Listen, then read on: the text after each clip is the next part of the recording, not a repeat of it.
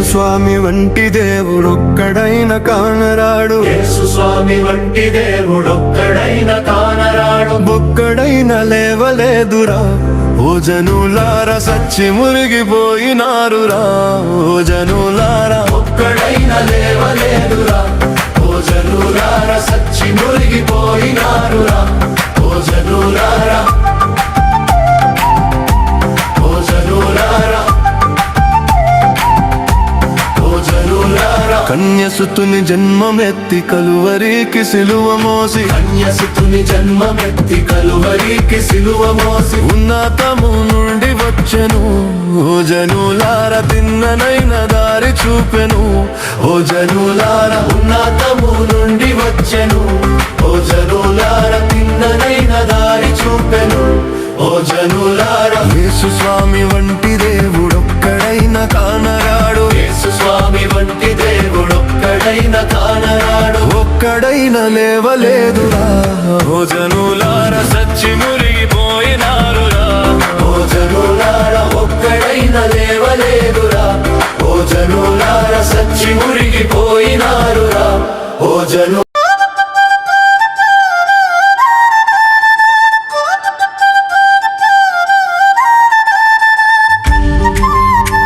వంటి దేవుడొక్కడైన కానరా.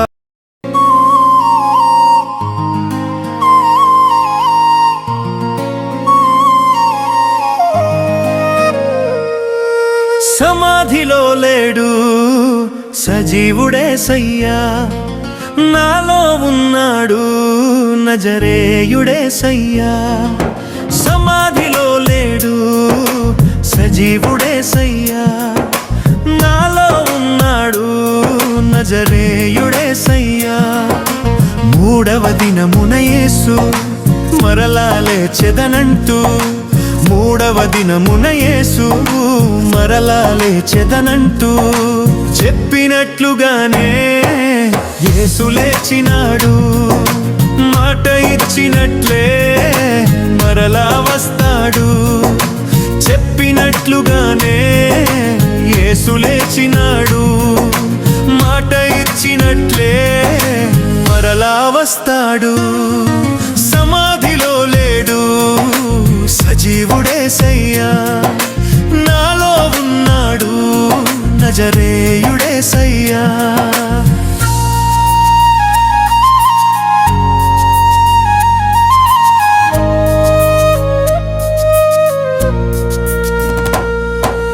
మరణము గెలిచిన వారు ఒక్కరైనా లేరు, మరణపు ముల్లును విరచి యేసు లేచినాడు. మరణము గెలిచిన వారు ఒక్కరైనా లేరు, మరణపు ముల్లును విరచి యేసు లేచినాడు. చెప్పినట్లుగానే యేసు లేచినాడు, మాట ఇచ్చినట్లే. యెషయా గ్రంథం 51వ అధ్యాయం 14వ వచనానికి వెళ్ళి, యేసుక్రీస్తు వారు శిలువ వేయబడటానికంటే ముందే యేసుక్రీస్తు వారు ఎలా శిలువ వేయబడతాడో, ఎలా తిరిగి పునరుద్ధానుడై తిరిగి లేపుతాడో, యేసుక్రీస్తు శిలువ వేయబడక మునిపే సుమారుగా 700 సంవత్సరాలకు పూర్వం, క్రీస్తుకి 700 సంవత్సరాలకు పూర్వం రాయబడిన ప్రవచనాలు మనం జాగ్రత్తగా ఆలోచిస్తే ప్రియులారా, కృంగ 51 యెషయా 14 వచనంలో, కృంగబడిన వాడు త్వరగా విడుదల పొందుతాడు, అతడు గోతులోనికి పోడు, చనిపోడు, అతనికి ఆహారం తప్పదు. కృంగబడిన వాడు ఏం చేయబడతాడట? త్వరగా విడుదల పొందుతాడు. ఆ భాగాన్ని విడగొట్టి మనం ఆలోచించేవారు ఉన్నాం కొద్ది ఒక 5 నిమిషాలు. కానీ కృంగబడిన వాడు ఏం చేయబడతాడు? త్వరగా విడుదల పొందుతాడు. అలాగే రెండవ మాట ఏముంది పిల్లరా? అతడు, అది రెండవ మాటగా మీరు రాసుకోండి. మొదటి మాట కృంగబడిన వాడు త్వరగా విడుదల పొందుతాడు, రెండవ మాట అతడు గోతులోనికి పోడు, మూడవ మాట అతడు చనిపోడు, నాలుగవ మాట అతనికి ఆహారము తప్పదు. వీళ్ళ ఈ రాయబడిన ఈ ప్రవచనాన్ని మనం జాగ్రత్తగా ఆలోచిస్తున్నప్పుడు ఈ ప్రవచనం వాస్తవానికి యేసుక్రీస్తు వారి శిలువ, మరణ, పునరుద్ధానాల గురించిన ప్రవచనం. ఆయన పుట్టక ముడిపే చనిపోతాడు అని ఆయన పుట్టక ముడిపే 700 సంవత్సరాలకు పూర్వమే ఆయన గురించిన ప్రవచనం. వాస్తవానికి ఈ ప్రవచనాన్ని కొన్ని మత సంస్థలు ఎలా సమాజానికి చూపెడుతున్నాయంటే, అతడు చనిపోడు అని బైబుల్ ఉంది, ఆయన చనిపోలేదు, ఆయన ఎక్కడ తీసుకుపోయారు, కొంతమంది శిలువ మీద నుండి దింపి తీసుకుపోయారని మాట్లాడుతారు. అతనికి ఆహారం తప్పదు అని ఉంది, చనిపోయిన ఆహారం ఎలా తింటాడు అంటున్నారు. ఇంకా మన ప్రారంభంలో మాట్లాడుకున్నట్టుగా అతను గోతులోనికి పోడు, చనిపోలేదు కనుక అతను గోతులోనికి పోలేదు అంటున్నారు. ఇక ప్రారంభం అతనికి ఆహారం తప్పదు, చనిపోయిన ఆహారం తింటాడు, బ్రతుకున్నాడు కనుకనే ఆహారం తిన్నాడు అని ఈ రోజు మాట్లాడటం అనేది మనం చూస్తున్నప్పుడు, కృంగబడిన వాడు త్వరగా విడుదల పొందుతాడు. మనం యేసుక్రీస్తు వారిని శిలువను ఎక్కించిన క్షణమే ఆయన చనిపోలేదు కనుక ఆయన్ని త్వరగా విడుదల చేసి వారు శిష్యులు కొంతమంది తీసుకుపోయి దాచేశారు అన్నట్టుగా ఈ భావాన్ని ఉత్తరీకరించారు. వాస్తవాన్ని అక్కడ ఉన్న భావం చాలా క్లియర్ గా ఉంది. అతడు 51:14 కృంగబడిన వాడు త్వరగా విడుదల పొందుతాడు అన్న మాట దగ్గర మనం ఆలోచిస్తే కదా, యేసుక్రీస్తు వారు శిలువ వేయబడిన తర్వాత యేసుక్రీస్తు వారు శిలువ ఘట్టాన్ని మనం ఆలోచిస్తున్నప్పుడు అప్పటికే రమారామి 9 గంటలకు శిలువ వేసేదని మనం మాట్లాడుకున్నాం. ఇంచుమించుగా 3 గంటలకు ఎలోయి ఎలోయి లామా సబక్తాని ఆయన బిగ్గరగా వేసి తన ప్రాణాన్ని విడిచాడు. విడిచిన తర్వాత సమయం ఎంత అయింది ప్రియులారా? 3 అయింది. ఇక యూదుల ఆచారం ప్రకారం మగ్దలేని మరియా, యోహాను మరియా, మరి కొంతమంది స్త్రీలు వాళ్ళు ఏం చేశారంటే యేసు దేహానికి సుగంధ ద్రవ్యాలు పోయడానికి, సుగంధ ద్రవ్యాలు కొనుక్కు రావడానికి వెళ్ళారు. ఇక ఈ సుగంధ ద్రవ్యాలు కొనుక్కు రావడానికి వెళ్ళడానికంటే ముందే అరిమతయ యోసేపడి యేసుక్రీస్తు శిష్యుల ఘనత వహించిన వాడు, ఒక ధనవంతుడు ఘనత వహించిన వాడు ఉంది కనుక ఖచ్చితంగా అతనికి ఏదో ఒక పోస్ట్ లో ఉండాలి రోమా గవర్నమెంట్ లో. లేకపోతే పిలాతు ఆయన మాటను అంగీకరించేవాడు కాదు. ఖచ్చితంగా రోమా గవర్నమెంట్ ఏదో ఒక కొలిమి చేస్తున్నాడు, ఏదో ఒక ఉద్యోగం, ఏదో ఒక పని చేస్తున్నాడు, ఆయన ఒక అధికారిగా మనకు కనబడుతున్నాడు. ఈ అరిమతయ యోసేపు ముందుగా తొలిపించుకున్న సమాధి ఒకటి ఉంది. ఈ సమాధిలో పెట్టడానికి శిలువ వేయబడిన యేసుక్రీస్తును మాకు అప్పగించడానికి పిలాతును యూదులకు తెలియకుండా రహస్యంగా ఏంటి అడుగుతాడు. ఎప్పుడైతే యూదులకు తెలియకుండా రహస్యంగా వెళ్ళి అడిగాడో, అరిమతయ యోసేపు ఘనతలో నిలిచిన వాడు కనుక, పేరెన్నిక ఉన్నవాడు కనుక, మంచి పేరు ఉన్నవాడు కనుక పిలాతు కూడా దానికి ఒప్పుకొని, అలాగైతే నేను ఆ దేహాన్ని మీకు అప్పగిస్తాను, మీకు నచ్చినట్టుగా దేహాన్ని చేసుకోండి. 3 గంటలకి ఆయన మరణించాడు అనే బైబుల్లో ఉంది. 3 గంటలు దాటిన తరువాత ఈ కార్యక్రమం అంతా జరుగుతుంది. అని 3 గంటలకి ఏమనుంది, శిలువలో చనిపోయాడని ఉంది. 3 గంటలకు తరువాత ఈ కార్యక్రమం అంతా జరుగుతుంది. 3 గంటలు దాటి 6 గంటలలోనికి వెళ్ళి ఆయన విడుదల చేసేసారు. అందుకే ప్రాముఖ్యం ఏముందంటే అతడు త్వరగా విడుదల పొందుతాడు. లేదంటే ఏం చేస్తారంటే ప్రియులారా, ఆ శిలువలో చనిపోయేటంతటి వరకు శిలువ మీద ఉంచుతారు. వాస్తవానికి శిలువ మరణం ఏంటంటే, శిలువ ధారణ జరిగించి శిలువ శిక్ష వేసిన తర్వాత అతడు మరణించేటంతటి వరకు కాళ్ళు కొట్టేస్తారు, ఎక్కడికి వెళ్ళకోకుండా. మరణించేటంతటి వరకు ఎక్కడ మాత్రం ఉంచుతారు? శిలువ మీద మాత్రమే ఉంచుతారు, శిలువ మీద మాత్రం ఉంచుతారు. కానీ వాస్తవానికి ప్రవచనం ఏం జరగాలి? చాలా తొందరగా విడుదల అవ్వాలి ఆయన శిలువ మీద నుండి. ప్రవచనం నెరవేర్పు జరగాలి అంటే మధ్యలో సిద్ధపరిచి దినం రావాలి. ఆయన శుక్రవారం ఎందుకు శిలువ వేయబడాలంటే శనివారం రావాలి. శనివారం ఎందుకు రావాలంటే యెషయా 51:14 ప్రవచనం నెరవేరాలి. ఆయన మరణం అంతా ఒక సంకల్పం అండి, ఆయన మరణం అంతా ఒక సంకల్పం. కనుక అతను త్వరగా విడుదల పొందేయాలి అని మనం ఆలోచిస్తున్న ప్రవచనం నెరవేరాలి అన్నప్పుడు నిజంగా 3 గంటలకి చనిపోవాలి, 6 గంటల లోపుగా ఆయన విడుదల పొందాలి. అధికారుల దగ్గరికి వెళ్ళి నుంచుని అని మన కాళ్ళు చేతులు కట్టుకుని వాడు ఎదురు నుంచుంటేనే కానీ వాడు మనకు అంత తొందరగా అపాయింట్మెంట్ ఇచ్చేవాడు కాదు. కనుక ఈ అనతి కాలంలోనే ఆయన శిలువలో మరణించాడు. మరణించినప్పుడు కూడా ఆశ్చర్యపోతాడు పిల్లలు. మీకు ఆ సందర్భాలన్నీ గ్రంథంలో ఉంటాయి, చదివి అలవాటు పట్టి డీలర్ చదువుకోండి. అండ్ మరణించిన తర్వాత కూడా అలవాటు చాలా ఆశ్చర్యపడిపోతాడు పిల్లలు. ఎందుకంటే మేము అప్పుడే చచ్చిపోయాడు. ఇక శిలువ మరణం ఎక్కిన వాడు సుమారు ఒక వారం రోజుల వరకు వారు విధించిన శిక్షలకు వారం రోజులు, ఒక 5-6 రోజులు తట్టుకొని చచ్చిపోతాడు. అదే ఇంత తొందరగా చచ్చిపోయి పిల్లలు కూడా ఆశ్చర్యపోతారు. అప్పుడే ఈయన మరణించాడా అని పిల్లలు కూడా ఆశ్చర్యపోతారు. ఇప్పుడు కనుక మనం చదువుతున్న ప్రవచనాన్ని మనం ఆలోచిస్తున్నప్పుడు పిల్లగా అతను త్వరగా విడుదల పొందుతాడు అని బైబుల్లో ఉంది. అందుకే అందరూ వేలాడినట్టుగా ఎక్కువ సేపు సిలువలో వేలాడినట్టుగా మనకి కనబడదు. అతను చాలా తొందరగా విడుదల పొందాడు. కనుక ఆ ప్రవచనం యేసుక్రీస్తు వారిలో ఫుల్ఫిల్ అయ్యేది. మరి వారు ఎలా చెబుతున్నారు అనుకుంటున్నారు? తొందరగా విడుదల పొందుతాడు అనగానే ఆయన చనిపోకుండా బ్రతికి ఆయన శిష్యులు ఆయన తప్పించేశారు అన్నట్టుగా ఆ భావాన్ని వక్రీకరించారు. కానీ వాస్తవానికి ఆయన చాలా తొందరగా చనిపోయిన తర్వాత చాలా తొందరగా విడుదల పొందాలి. చచ్చిపోయాడని మీరేమో చెప్తారంటే అక్కడ ఉన్న శతాధిపతి డిక్లేర్ చేస్తాడు. ఒక 100 మందికి ఆయన సైన్యాధిపతి అయిన ఆయన క్లాస్ పిలిచి మళ్ళీ కన్ఫర్మ్ చేసుకుంటాడు. యేసుక్రీస్తు చనిపోయారు అంటే అవును చనిపోయాడు ఆయన అని ఆయన డిక్లేర్ చేసిన తర్వాత అప్పుడు రోమా గవర్నమెంట్ అధికారి పిలాతు స్టాంప్ వేసి ఈయన చనిపోయాడని గవర్నమెంట్ స్టాంప్ ముద్ర వేసింది. కనుక ఆయన చాలా తొందరగా విడుదల పొందాలి. అలా తొందరగా విడుదల పొందాలంటే యేసుక్రీస్తు తొందరగా మరణిస్తే విడుదల పొందుతారు. చనిపోతే బ్రతుకుంటే విడుదల ఏంటండి? అమాయకత్వం కాకపోతే బ్రతుకున్న వాడికి విడుదల అంటారా, చచ్చిపోయిన వాడికి విడుదల అంటారా? చనిపోయిన వాడిని ఆ శిలువలో నుండి దింపితే విడుదల. కనుక ఆయన చాలా తొందరగా విడుదల పొందాడు. ఇక 2వ పాయింట్, అతడు ఏమవడట? చని గోతిలోనికి పోడు. కీర్తన గ్రంథంలో ఒక మాట, ఒక అంశం ఉంది, నీ పరిశుద్ధిని నువ్వేం చేయలేవు, కుళ్ళు పట్టనీయవు అని ఉంది. యేసుక్రీస్తు వారు ఏం చేయనివాడంట? దేవుడు కుళ్ళు పట్టనీయవు. నీ పరిశుద్ధిని నువ్వేం చేయలేవు, కుళ్ళు పట్టనీయవు. నిజంగా గోత్రానికి వెళ్ళిపోయాడు అనుకోండి, ఆయన మీద మట్టే చేస్తారు. మట్టేసిన తర్వాత సమాధి అయిపోతాడు. సమాధి అయిపోతే శరీరం ఏమైపోతుంది? కుళ్ళు పెట్టిపోతుంది. అప్పుడు కీర్తనలో దావీదు రాసిన ప్రవచనం ఏమైపోతుంది?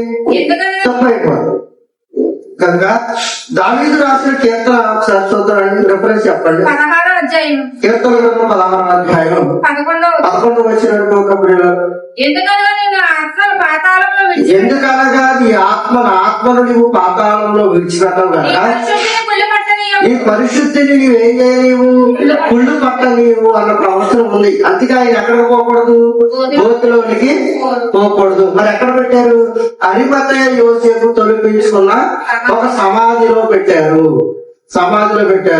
ఆ సమాధిలో పెట్టి రాయిని ఆయనకు అడ్డంగా పెట్టారు. ఎందుకు సమాధి కార్యక్రమం చేయలేదంటే ఆ రోజు ఏమొచ్చింది? వాళ్ళకి విశ్రాంతి దినం వచ్చింది కనుక. విశ్రాంతి దినం మధ్యలో అడ్డు రాకపోతే ప్రియులారా ఖచ్చితంగా ఆయన ఏం చేయాలి? సమాధి చేయాలి. అందుకే విశ్రాంతి దినం గడిచిపోగానే ఎవరు వెళ్ళిపోయారు? స్త్రీలు సుగంధ ద్రవ్యాలు రాయడానికి వెళ్ళిపోయారు. ఎందుకంటే ఆయన సమాధిలో పెట్టేస్తారు. తెల్లారిగా ఆయన ఏం చేస్తారు? మట్టిలో పెట్టి పూడి చేస్తారు. మట్టిలో పెట్టి పూడిస్తే ప్రవచనం నెరవేరదు. ప్రవచనం నెరవేరాలంటే ఆయన సమాధిలోనికి వెళ్ళకూడదు. కనుక అతడు గోతిలోనికి వెళ్ళలేదు. అరిమతయ యోసేపు తోటలోని ఆయన తొలిపించుకున్న సమాధిలో మాత్రమే ఆయన ఉంచబడేను అని ఉంది, పాతి పెట్టబడేను అని లేదు. మిగతా వారందరి గురించి, పూర్వీక ప్రవక్తలందరి గురించి చూస్తే పితరుల యొక్క పాతి పెట్టబడేను, పితరుల యొక్క చేరును అని ఉంటది. యేసుక్రీస్తు గురించి అలా ఉండదు. ఆయన ఉంచబడ్డాడు. ఎందుకంటే విశ్రాంతి దినం వచ్చింది. విశ్రాంతి దినాన్ని ఏ పని చేయకూడదు నిన్నటి దినాన. అందుకే తెల్లారితే ఆదివారం అనగా ఈ దినాన్ని ఏం చేస్తారు?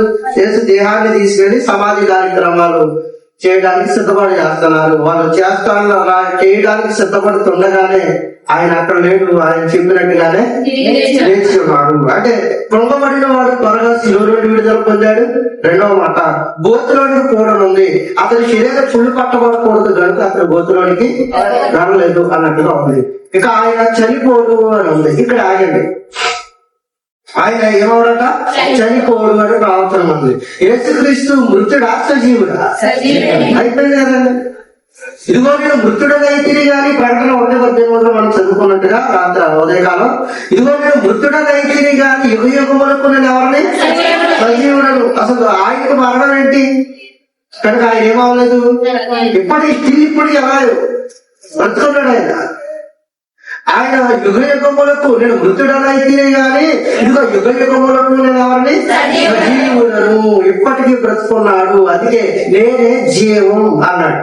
నేను ఎవరిని జీవం, ఎవరు వాచింగ్ లైఫ్ లో అని యుగ యుగాలు నేను జీవిస్తున్న వాడిని, యుగ యుగాలు ఆయన బ్రతుకున్నవాడు.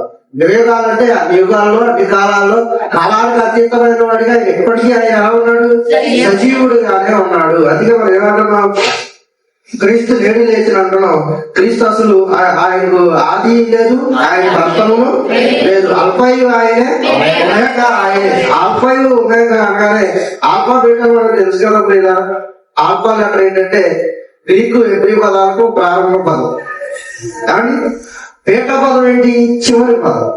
అల్పయు నేనే, ఒమేగాయు నేనే, అంటే ఆది నేనే, అంతము కూడా నేనే. ఇంకా తెలుగులో మాట్లాడితే నాకు ముందు ఎవడును లేడు, నా తర్వాత ఎవడును కూడా ఉండడు. అది యేసుక్రీస్తు వారి కూడా స్టేటస్. కనుక అతను చనిపోవడం అంటే ఆయన నిజంగా భౌతికంగా మరణించడం కాదు, అసలు ఆయనకి చావు అనేదే లేదు. అది ఇంకా అతనికి ఆహారము తప్పదు, బ్రతుకున్నాడు కనుక ఆహారం ఎక్కడ అంటున్నారు కాదండి. యేసుక్రీస్తు వారు చనిపోయి రిజరక్షన్ అయిన తర్వాత, తిరిగి పునరుద్ధానుడు అయిన తర్వాత శిష్యులు గదిలో ఉన్నారు, సమాధానం కలుగుగాక అని చెప్పిన తర్వాత కొంతమంది ఈ సందర్భం అయిన తర్వాత వాడ దగ్గర చేపలు పడుతున్నప్పుడు ఆయన అర్థాన్ని నడుచుకుంటూ వెళ్తుంటే ఆయన చూసి ఏమనుకున్నారు, దూతం అనుకున్నాడు.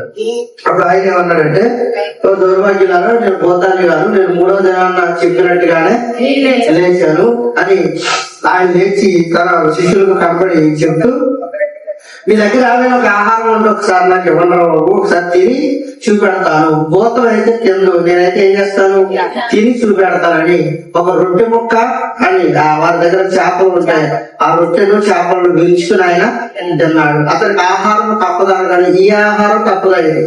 అంతేగా చచ్చిపోయిన వాడు ముందు దగ్గర ఆమె తింటాడా పిల్లరా, ఒకసారి పెట్టి చూడండి. ఎక్కడ సౌండ్ దగ్గరికి వెళ్ళి తిన్నాం అడిగి చూడండి, ఏం తినడం. అంటే మనకి బైబిల్ వక్రీకరించడానికి వారు ఇచ్చిన ఆధారం లేదు కనుక ఇదంతా ఫైట్ డిఫరెంట్ గా చెప్పారు. నేను చెప్పిన దానికి ఫైట్ వ్యతిరేకంగా ఈ రోజు సమాజాన్ని భ్రమపరుస్తున్నారు. కనుక మీరు అలాంటి భ్రమలోనికి వెళ్లే వారు ఉండకూడదని, ఆయన యుగములకు ఆయన సజీవుడని ఆయన చెప్పినట్టుగానే 3 దినములలో ఈ దేవాలయాన్ని పడగొట్టని 3వ దినాన్ని తిరిగి నా మందిరాన్ని నేను కడతాను. అలాగే ఇశ్రాయేలీలు ఏమనుకున్నారంటే, ఆ దౌర్భాగ్యులకి ఏమాత్రం ఏంటంటే మందిరం కడతానన్నాడు, 46 సంవత్సరాలు కట్టాడు, ఇది 3 రోజుల్లో కట్టేస్తాడని భౌతిక సంబంధమైన మందిరం గురించి వారు ఆలోచించారు. ఆల్రెడీ భౌతిక సంబంధమైన మందిరం ఉండగా మళ్ళీ ఎందుకు కడతాడు? అప్పుడు ఆయన ఎలా అన్నాడు, ఆయన ఆ మందిరం గురించి చెప్పలేదు అబ్బాయి, ఈ శరీరం దేవాలయం గురించి ఆయన మాట చెప్పాను. కనుక 3 దినములు ఇదిగో మనిషి కుమారుడు మనుషుల చేతికి, పాపాత్ముల చేతికి అప్పగించబడి, కొరడాలతో కొట్టబడి, హింసింపబడి 3వ దినమున లేస్తాడని యేసుక్రీస్తు వారు తనంతట తామే చెప్పిన ప్రవచనాలు చదివించాం. మన గుడ్ ఫ్రైడే రోజు మరి ఎంతమంది అన్నారో ఎవరికి తెలియదు, కానీ తనంతట తాను నేను మరలా తిరిగి సజీవుడనై లేస్తాను. కనుక ఆయన లేచాడు, ఆయన సమాజంలో లేడు, ఆయన లేచినట్టుగానే మనల్ని కూడా ఆయన లేపుతారు. ఉదయం మనం మాట్లాడుకున్నట్టుగా అని ఈ భౌతిక సంబంధమైన శరీరం వేరు, ఆ లేపబడిన తర్వాత వచ్చే శరీరం వేరు. ఈ భౌతిక సంబంధమైన శరీరానికి వ్యాధులు వస్తాయి, అలసట వస్తుంది, శ్రమ కలుగుతుంది, ఇబ్బంది కలుగుతుంది, నొప్పి ఉంటుంది.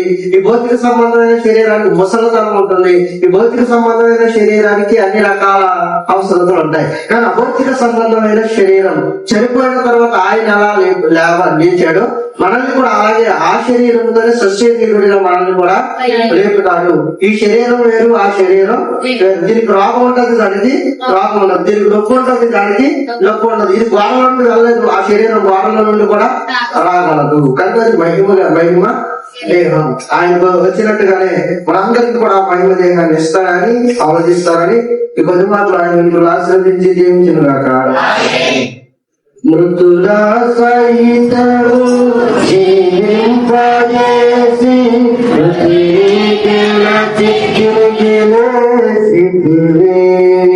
నీ రాజ్యములో ఎంతో శిల్ప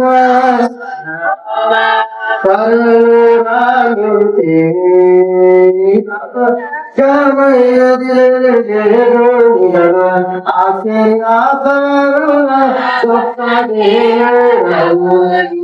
సాధ్యమైనది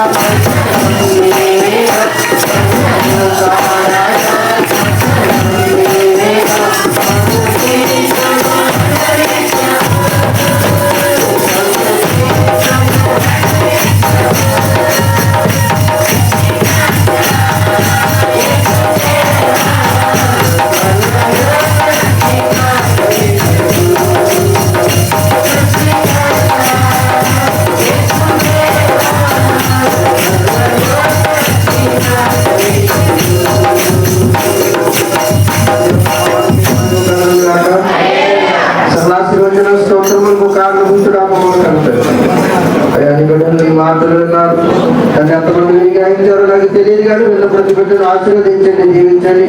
ఫలభరితమైన జీవితాలు ప్రతి బిడ్డ హృదయంలో ఫలింపుదలను చేయమని, విన్న వాటిని కన్న వాటిని విడిచిపెట్టక అనేకులకు నీ వర్తమానాలు శక్తి సామర్థ్యాలు ఇవ్వడానికి వస్తుందారని ఇంతవరకు కాచి కాపాడి రెక్క మీద కూడా భద్రపరిచి కాపాడి సంరక్షించమని దర్శకులు చేస్తున్న మా కుటుంబాన్ని కూడా మీ చేతులు అప్పగిస్తున్నాను. మీరు ఎక్కడ జాగ్రత్త భద్రపరిచి కాపాడండి. మీ చిత్తమైన సంఘాలను అభివృద్ధి చేయండి. అనేక జనాంగానికి విలువైన మాటలు అందించబడాలి. ప్రభా మీరు అక్కడ ఆలస్యమును ప్రభా అయిపోయిన సన్నిధానం వైపు మీకు కలిసి పోల్చుకొని అడుగుతున్నాను. దాని ఆశ్చర్య అద్భుత సూచక మహత్కార్యాల చేత మా సంఘాన్ని ఎత్తుపట్టుకోండి. ప్రభా ఈ సంఘంలో మీరు ఉన్నామన్న రుజువు అనేకులకు కనబరుస్తారని ఆశిస్తూ సమస్తాన్ని మీ చేతులకు అప్పగిస్తూ కొద్ది ప్రార్థన చేస్తున్నాము, అడిగి వేడుకొని ప్రార్థిస్తున్నాము. అందరికీ వందనాలు. లేడు సజీవుడేసయ్యా, నాలో ఉన్నాడు నజరేయుడేసయ్యా. మూడవ దినమున యేసు మరలా లేచెదనంటూ, మూడవ దినమున యేసు మరలా లేచెదనంటూ చెప్పినట్లుగానే యేసు లేచినాడు. మాట ఇచ్చినట్లే మరలా వస్తాడు. చెప్పినట్లుగానే యేసు లేచినాడు. మాట ఇచ్చినట్లే మరలా వస్తాడు. సమాధిలో లేడు సజీవుడేసయ్యా, నాలో ఉన్నాడు నజరేయుడేసయ్యా.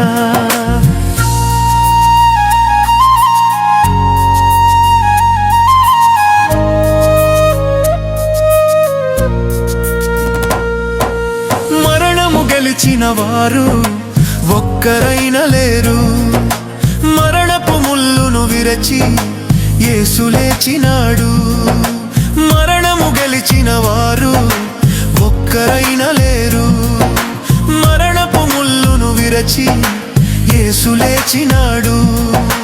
చెప్పినట్లుగానే యేసు లేచినాడు. మాట ఇచ్చినట్లే మరలా వస్తాడు. చెప్పినట్లుగానే యేసు లేచినాడు. మాట ఇచ్చినట్లే మరలా వస్తాడు. సమాధిలో లేడు సజీవుడేసయ్యా, నాలో ఉన్నాడు నజరేయుడేసయ్యా.